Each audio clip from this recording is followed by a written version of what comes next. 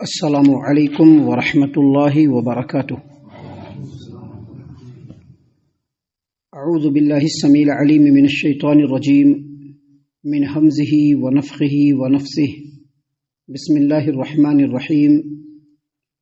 قل من کان فی الضلالۃ فلیمدد لہ الرحمن مدا حتی اذا رأوا ما یوعدون اما العذاب واما الساعۃ فَسَيَعْلَمُونَ مَنْ هُوَ شَرٌّ مَكَانًا وَأَضْعَفُ جُنْدًا۔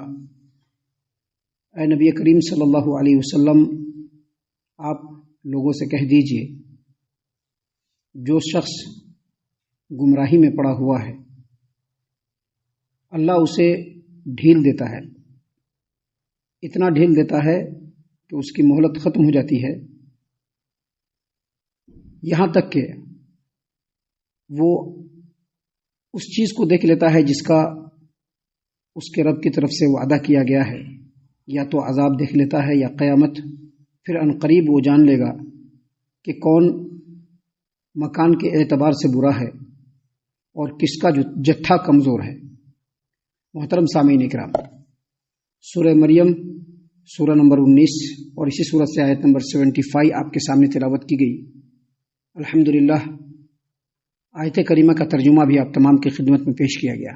سامعین کرام، کل کے درس پر غور کیجئے، کل کے درس کو یاد کیجئے، جب اللہ تبارک و تعالیٰ نے یہ بتلایا کہ مشرکین مکہ کے سامنے جب اللہ تبارک و تعالیٰ کی آیات، اللہ تبارک و تعالیٰ کے احکام کو تلاوت کر کے پڑھا جاتا تھا، سنایا جاتا تھا، تو وہ لوگ فوراً اس نصیحت کو نظر انداز کرتے ہوئے مسلمانوں کو اور نبی کریم صلی اللہ علیہ وسلم کو یہ طعنہ دیتے تھے کہ تم کہتے ہو کہ ہم لوگ دین حق پر ہیں، تم لوگ کہتے ہو کہ ہم لوگ دین حق پر ہیں، تو یہ بتلاؤ کہ تمہاری جو اتنی بری حالت ہے، اتنی بدترین حالت ہے، کیوں؟ اور ہم لوگوں کی جو حالت اتنی اچھی ہے، ہم لوگوں کا ہر اعتبار سے تم سے بہتر ہے، ہم لوگوں کے مکانات ہیں، ہم لوگوں کا جو ہے ہولڈ ہے، پاور ہے، لوگ ہم لوگوں کے سپورٹ میں ہیں، ہر اعتبار سے تم لوگوں سے بہتر ہے، تو ایسا کیوں؟ اس کا جواب ہم نے کل آپ کے سامنے پیش کر دیا تھا نبی کریم صلی اللہ علیہ وسلم کے فرامین کی روشنی میں اور اللہ تبارک و تعالیٰ کے کلام کی روشنی میں، کہ اس دنیا کے اندر اگر اللہ تبارک و تعالیٰ کسی کو مال اور جتھا دیتا ہے، کسی کو کوئی ہولڈ اور پاور ملتا ہے، تو یہ اللہ تبارک و تعالیٰ کی خوشنودی اور رضامندی کی دلیل نہیں ہے، بلکہ اللہ تبارک و تعالیٰ اس دنیا میں لوگوں کے دن بدلتا رہتا ہے، کبھی کوئی پاور میں رہتا ہے تو کبھی کوئی پاور میں رہتا ہے، کبھی کسی کے پاس دولت ہوتی ہے تو کبھی کسی دوسرے کے پاس دولت ہوتی ہے۔ اس کے بعد مزید یہاں پر اللہ تبارک و تعالیٰ نے جواب بھی دیا اور چیلنج بھی کیا ہے، جواب بھی دیا ہے مشرکین مکہ کو اور چیلنج بھی کیا ہے۔ اللہ تبارک و تعالیٰ نے فرمایا اپنے محمد عربی پیارے رسول صلی اللہ علیہ وسلم کو مخاطب کرتے ہوئے کہ قل، اے نبی کریم صلی اللہ علیہ وسلم، آپ لوگوں سے کہہ دیجئے، اور خاص طور سے ان لوگوں کو کہہ دیجئے جو خود تو شرک کرتے ہیں اور اپنے آپ کو حق پر سمجھتے ہیں اور ایمان والوں کو باطل پر سمجھتے ہیں۔ یہاں پر سمجھ لیجئے کہ مخاطبین کون لوگ ہیں۔ مخاطبین میں مشرکین مکہ ہیں، اور جو ایمان والے ہیں اس سے مراد صحابہ کرام رضی اللہ عنہم ہیں۔ جو مخاطبین ہیں، جو ایمان والے ہیں، جو مخاطبین ہیں وہ مشرکین مکہ ہے، ان کو مخاطب کر کے کہنے کے لیے کہا جا رہا ہے، اور جو ایمان والے ہیں جن کو مشرکین باطل پر سمجھتے تھے وہ صحابہ کرام ہیں۔ تو اللہ تبارک و تعالیٰ نے اپنے پیارے رسول صلی اللہ علیہ وسلم کو کہا کہ قل، آپ کہہ دیجئے محمد صلی اللہ علیہ وسلم ان لوگوں سے جو اپنے رب کے ساتھ شرک کرنے کے باوجود اپنے آپ کو حق پر سمجھتے ہیں اور وہ یہ دعویٰ کرتے ہیں کہ وہ حق پر ہیں، اور ان کے مقابلے میں جو مومنین ہیں وہ باطل پر ہیں، آپ ان سے کہہ دیجئے من فی الضلالہ، جو شخص گمراہی میں پڑا ہوا ہوتا ہے، یعنی جنہوں نے اپنے کان آنکھ کو بند کر لیا ہے، ان کے سامنے آپ کچھ بھی دلیل دے دیجئے، وہ بات ماننے کے لیے ریڈی نہیں ہے، وہ ہمیشہ وہی کام کریں گے جو اللہ کے کلام کے خلاف ہو اور جو نبی کریم صلی اللہ علیہ وسلم کے فرمان کے خلاف ہو۔ یہاں پر ایک بات اور سمجھ لیجئے، یہ جو مخاطبین ہیں اگرچہ مشرکین مکہ ہے جن کو مخاطب کرنے کے لیے حکم دیا جا رہا ہے، لیکن اس کے مخاطب قیامت تک کے آنے والے وہ تمام لوگ ہوں گے جنہوں نے اپنی فکر کو قرآن کریم کے خلاف رکھا ہوگا، اور جنہوں نے اپنے فکر کو نبی کریم صلی اللہ علیہ وسلم کی سنت کے خلاف رکھا ہوگا، وہ تمام کے تمام ایک سے مخاطب ہیں۔ اور یہاں پر جو حق پر ہیں اور اس کے باوجود ان کو باطل پر کہا جا رہا ہے، اس سے مراد صحابہ کرام ہے، اور صحابہ کرام رضی اللہ عنہم کے بعد جو بھی اچھے انداز میں صحابہ کرام کی پیروی کرنے والے ہوں گے وہ تمام کے تمام حق پر ہوں گے. جو لوگ بھی صحابہ کرام کے راستے سے منحرف ہوں گے، جو لوگ بھی صحابہ کرام کے منہج سے الگ ہوں گے، جو لوگ بھی صحابہ کرام کے طریقے سے الگ ہوں گے، وہ کبھی بھی حق پر نہیں ہو سکتے.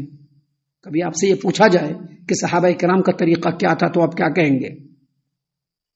آپ تمام سے اگر سوال کیا جائے، کبھی بھی کہیں پر بھی کوئی بھی سوال کر دے کہ اچھا یہ کہتے ہیں نا کہ منہج صحابہ اور یہ کہتے ہیں نا کہ صحابہ کرام رضی اللہ عنہم کا طریقہ، تو صحابہ کرام کا طریقہ کیا تھا؟ تو اس کا جواب یہ دینا ہے کہ صحابہ کرام رضی اللہ عنہم بالکل اسی چیز کی پیروی کرتے تھے جو اللہ کے رسول صلی اللہ علیہ وسلم جن چیزوں کی پیروی کرتے تھے. اور نبی کریم صلی اللہ علیہ وسلم کس چیز کی پیروی کرتے تھے؟ جو اللہ کی طرف سے اللہ کے نبی پر نازل ہوتا تھا، نبی کریم صلی اللہ علیہ وسلم اسی کی پیروی کرتے تھے. گویا صحابہ کرام کس چیز کی پیروی کرتے تھے؟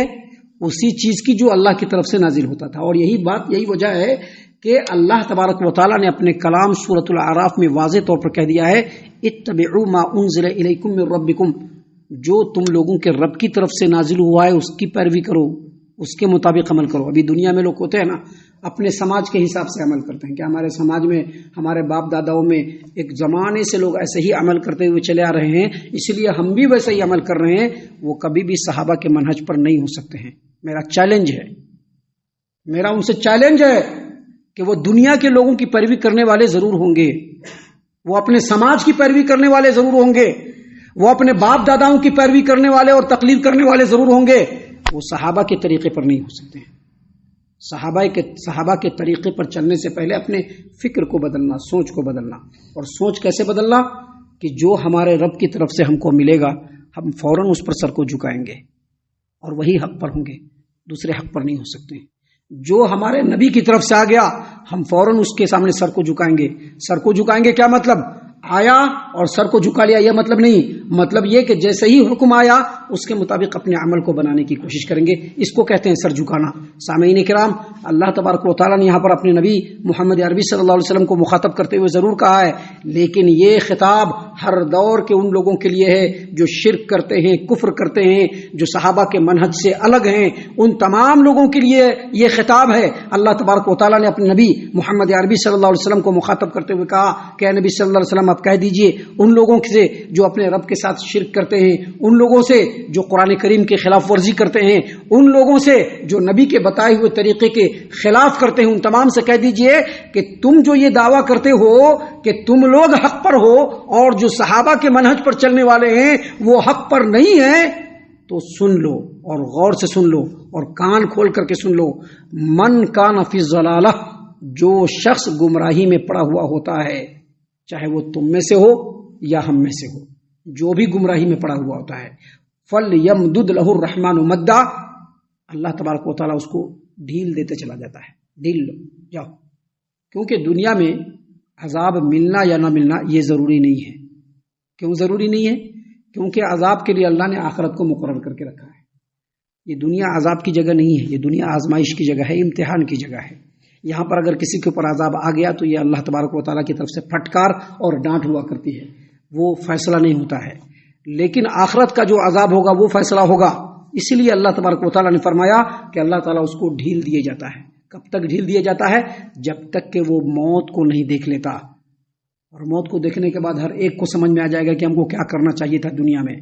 جب موت سامنے آ گئی اور اس کے بعد اگر بات سمجھ میں آیا تو کچھ بھی فائدہ نہیں ہونے والا ہے. کیونکہ موت دیکھ لینے کے بعد تو ہر آدمی یہی کہے گا کہ اچھا ہوتا کہ ہم اللہ کے بتائے ہوئے طریقے کے مطابق کر لیتے. آج تو دنیا والوں سے ڈر لگتا ہے نا کہ اگر ہم صحیح عمل کریں گے تو دنیا والے ٹوکیں گے. آج تو دنیا والوں سے عمل ڈر لگتا ہے. آج کے ڈیٹ میں ڈر لگتا ہے کہ اگر ہم صحیح عمل کر لیں گے تو ہمارے جو دوست احباب ہیں اور جن کی جگہوں پر جن کے نظروں میں ہمارا بڑا مقام ہے وہ ہم کو برا سمجھیں گے. لیکن یہ کبھی بھی نہیں سوچتے ہیں کہ ہمارے غلط عمل سے ہمارا رب کتنا ناراض ہوتا ہوگا. کیونکہ کھلانے والا بھی رب ہی ہے اور پلانے والا بھی رب ہی ہے اور دنیا میں ہر بگڑی بنانے والا بھی رب ہی ہے. تو یہاں پر اللہ تبارک و تعالیٰ نے کہا کہ جو بھی گمراہی میں پڑا ہوتا ہے اللہ تبارک و تعالیٰ اس کو ڈھیل دیتا ہے، مہلت دیتا ہے. کب تک؟ جب تک کہ موت نہیں آ جائے. اس کے بعد اللہ تبارک و تعالیٰ نے فرمایا حتی اذا رأوا ما یوعدون، اس وقت تک اللہ ڈھیل دیتا ہے جب تک کہ جس وقت تک کا اللہ نے اس سے وعدہ کیا ہے، اللہ کی طرف سے جو وعدہ کیا گیا ہے اس وقت تک اللہ ڈھیل دیتا ہے. اور وعدہ کیا کیا ہے کہ ہر ایک کو اللہ پیدا کرے گا. وعدہ یہی ہے نا, ہر ایک کو اللہ پیدا کرے گا, پیدا کر کے اس کو پروان چڑھائے گا, اور جس کی جتنی مقدر اس کے عمر میں ہے اللہ اس کو پورا کر کے پھر اس کو موت سے ہمکنار کرا کر کے قیامت کے میدان میں اللہ تبارک و تعالیٰ اس کو لے جائے گا. یہی تو وعدہ ہے نا. تو اللہ نے کہا حتی اذا رأوا ما یوعدون, اس وقت تک ڈھیل دے گا اللہ تعالیٰ جب تک کہ وہ چیز نہ آ جائے جس کا اللہ تبارک و تعالیٰ نے اس سے وعدہ کیا ہے. اب وہ چیز کیا ہے اللہ نے آگے تفصیل کر دیا. اما العذاب, یا تو عذاب وہ دیکھ لے گا جو اچانک اس کے پاس آ جائے گی, وہ اما الساعہ, یا وہ قیامت کے میدان میں پہنچ جائے گا. اور جب وہاں پہنچ جائے گا اللہ نے فرمایا فسیعلمون, تب اس کو معلوم چلے گا, تب اس کو معلوم چلے گا کہ دنیا میں وہ کس مقام پر تھا, کتنے پانی میں وہ دنیا میں تھا. آج دنیا میں تو بڑے بڑے دعوے ہوتے ہیں, بڑے بڑے دعوے لوگ کرتے ہیں کہ ہم یہ کرتے ہیں وہ کرتے ہیں, یہ کرنے والے ہیں, ہماری جماعت تو اتنی بڑی ہے, ہماری جماعت کے اندر تو یہ ہوتا ہے وہ ہوتا ہے, دس ہوتا ہے دیٹ ہوتا ہے, ہمارے ماننے والوں کی تعداد اتنی زیادہ ہے. آج بہت سارے دعوے لوگ کرتے ہیں, لیکن اللہ نے کہا کہ قیامت کے میدان میں پہنچنے کے بعد فسیعلمون, وہ لوگ جان جائیں گے من ہوا شر مکان, کہ کن کا حال برا ہے, کن کا مکان برا ہے. وَأَضْعَفُ جُنْدًا, اور کس کا لشکر اور جتھا کمزور ہے. یہ اصل میں مشرکین مکہ کی اس بات کا جواب ہے جو انہوں نے کہا کہ ہم لوگوں کا مکان بڑا اچھا ہے, ہم لوگوں کا رتبہ بڑا بلند ہے, ہم لوگوں کے آگے پیچھے بہت سارے لوگ ہیں, ہماری جو جماعت ہے بہت بڑی ہے, لوگ ہمارے فیور میں ہیں, سب ہمارے فیور میں بولتے ہیں. اس کا جواب اللہ تبارک و تعالیٰ نے یہاں پر دیا ہے. حافظ ابن کثیر رحمۃ اللہ علیہ نے کہا اصل میں یہ چیلنج ہے مشرکین کو, منافقین کو, کتاب و سنت کے مخالفین کو, یہ چیلنج ہے. جس طرح سے اللہ تبارک و تعالیٰ نے یہودیوں کو چیلنج دیا کہ تم کہتے ہو کہ تم اللہ تبارک و تعالیٰ کے چہیتے ہو تو اللہ سے دعا کرو کہ اللہ تعالیٰ موت دے دے, اور اس کے بعد پتہ چل جائے گا کہ کون صحیح ہے اور کون غلط ہے. لیکن یہودی لوگ بھاگ گئے. کیوں؟ کیونکہ ان کو معلوم ہے. ایک بات ہمیشہ ذہن میں رکھ لیجئے, جو آدمی بھی کتاب و سنت کا مخالف ہوگا, چاہے جس اعتبار سے اس کے دل میں کھٹکے گا ضرور, چاہے وہ دنیا والوں کے ڈر سے وہی عمل کرے جس پر وہ کرتا چلا رہا ہے, لیکن اس کے دل میں کھٹکے گا ضرور کہ ہم جو ہے صحیح راستے پر نہیں ہیں. یہودیوں کو سورہ بقرہ آیت نمبر 94-95 میں اللہ تبارک و تعالیٰ نے یہودیوں کو چیلنج کیا کہ موت کی دعا کرو. تم کہتے ہو کہ ہم اللہ کے چہیتے ہیں, اور اگر موت کی دعا کرو گے تو تم لوگوں کو کوئی نقصان نہیں ہوگا کیونکہ تم تو اللہ کے چہیتے ہو. ان لوگوں نے سمجھ لیا کہ ہم تو اللہ کے چہیتے نہیں ہیں, اللہ نے تو ہمیشہ ہم لوگوں کو تھپڑ مارا ہے, بس ڈر کے مارے بھاگ گئے. نہیں کیا, مباہلہ نہیں کیا. عیسائی کے بڑے بڑے علماء آئے نبی کریم صلی اللہ علیہ وسلم کے پاس, اور انتہائی غلو کرتے ہوئے, سورہ آل عمران میں انتہائی غلو کرتے ہوئے کہا کہ عیسیٰ علیہ السلام اللہ کے بیٹا ہیں. اللہ تبارک و تعالیٰ نے سورہ آل عمران کی آیت نازل فرمائی جس میں بتلایا کہ عیسیٰ جو ہے وہ آدم کی طرح ہے. جس طرح سے آدم کو اللہ نے اپنے ہاتھ سے پیدا کیا, ویسے ہی عیسیٰ کو اللہ تبارک و تعالیٰ نے مریم کے پیٹ میں ڈال کر کے پیدا کیا. اور پھر کہا کہ نبی صلی اللہ علیہ وسلم اگر عیسیٰ علیہ السلام کے بارے میں اتنا علم آ جانے کے باوجود بھی یہ لوگ اگر آپ سے جھگڑتے ہیں تو آپ ان سے کہیے کہ چلو آؤ میدان کے اندر مباہلہ کر لیتے ہیں, تم بھی آؤ, تمہارے بال بچوں کو لے کر کے آؤ, ہم بھی آتے ہیں اپنے بال بچوں کو لے کر کے آتے ہیں, اور جو جھوٹا ہے اس پر لعنت کی دعا کرتے ہیں. عیسائی لوگ بھاگ گئے. کیوں بھاگ گئے؟ کیونکہ ان کو پتا ہے کہ ان کے پاس کوئی مضبوط بیس نہیں. یاد رکھے گا, اور ہمیشہ یاد رکھے گا, کسی بھی قوم کے پاس, کسی بھی جماعت کے پاس, اور کسی بھی فرد کے پاس اگر کوئی مضبوط بیس ہو سکتا ہے تو یہ اللہ کا کلام اور ہمارے نبی کا فرمان, اس کے علاوہ کچھ بھی بیس نہیں ہو سکتا. کوئی امام, کوئی فقیر, کوئی پیر, کوئی ولی, کوئی جماعت, کوئی فرقہ, کسی کا بیس نہیں بن سکتا ہے. وہ دنیا میں دکھانے کے لیے ہے بس, وگرنہ صحیح اور صحابہ کے منہج کو اگر پکڑنا ہے مضبوطی سے تو یہ بیس بنے گا قرآن کریم, اور بیس بنے گا نبی کریم صلی اللہ علیہ وسلم کی تعلیمات. اور وہ ہم کو کہاں سے ملا؟ صحابہ کرام رضی اللہ عنہم سے. ہم اللہ سے دعا کرتے ہیں کہ اللہ تعالی ہم تمام کو ان باتوں کے اوپر خوب غور و فکر اور تدبر کرنے کے ساتھ ساتھ اللہ تعالی ہم تمام کو ان باتوں کے اوپر عمل کرنے کی بھی توفیق عنایت فرمائے, آمین. اللہ تعالی ہم تمام کو صحیح معنوں میں پکا سچا مومن مسلمان بنائے, اللہ اور اس کے رسول صلی اللہ علیہ وسلم کی اطاعت و فرما برداری کرنے والا بنائے, صحابہ کرام رضی اللہ عنہم کے طریقے پر چلنے والا بنائے, جنت الفردوس میں جگہ عطا فرمائے. اے اللہ ہم تمام کو جہنم سے پناہ دے, اے رب العالمین ہم تمام کو جہنم سے پناہ دے, اے مالک الملک ہم تمام کو جہنم سے پناہ دے, آمین یا رب العالمین. وما علینا الا البلاغ المبین.